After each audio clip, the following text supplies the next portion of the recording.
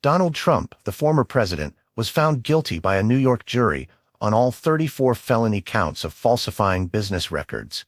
This verdict came after weeks of dramatic courtroom scenes, where various high-profile witnesses took the stand.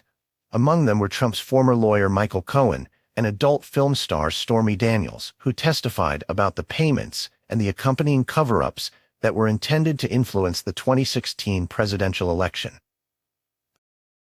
Trump, who had been notably animated during the trial, showed little emotion in the courtroom as the verdict was read.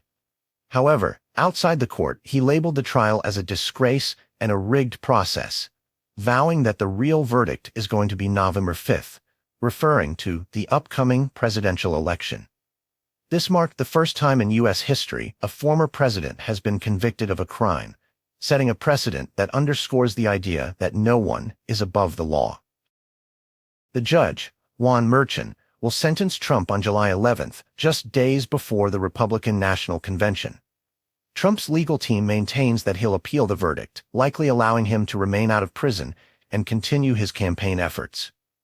There is a range of possible penalties, from probation to up to 4 years in prison.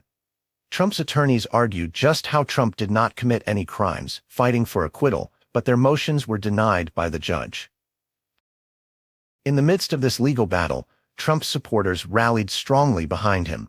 Speaker of the House Mike Johnson called the proceedings a shameful day in American history and saw it as a politically motivated attack rather than a fair trial. Other Republican leaders echoed these sentiments, highlighting a belief in a weaponized justice system targeting political opponents.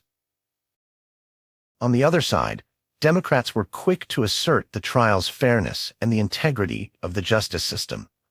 They emphasized that the verdict reinforced the principle that no one, regardless of their power or wealth, is above the law. They called for all Americans to respect the jury's decision as a testament to democracy. The trial saw witnesses meticulously recounting the events surrounding Trump's hush money payments. Michael Cohen described how he paid Stormy Daniels $130,000 to silence her claims of an affair with Trump, with the subsequent reimbursements disguised as legal fees. This case was further complicated by the secretive nature of the payments and the lengths gone to cover them up, with testimony painting a picture of a deeply coordinated effort to bury harmful stories during the critical moments of Trump's 2016 campaign. Despite the scandalous nature of the case, Trump's base remains fiercely loyal. Many see him as a political martyr, unfairly targeted by liberal opponents. His conviction has only intensified their support, rallying around the belief that he is fighting against a corrupt system. This ongoing saga highlights a deep political divide in the country, with each side holding steadfast to their narratives about justice and fairness.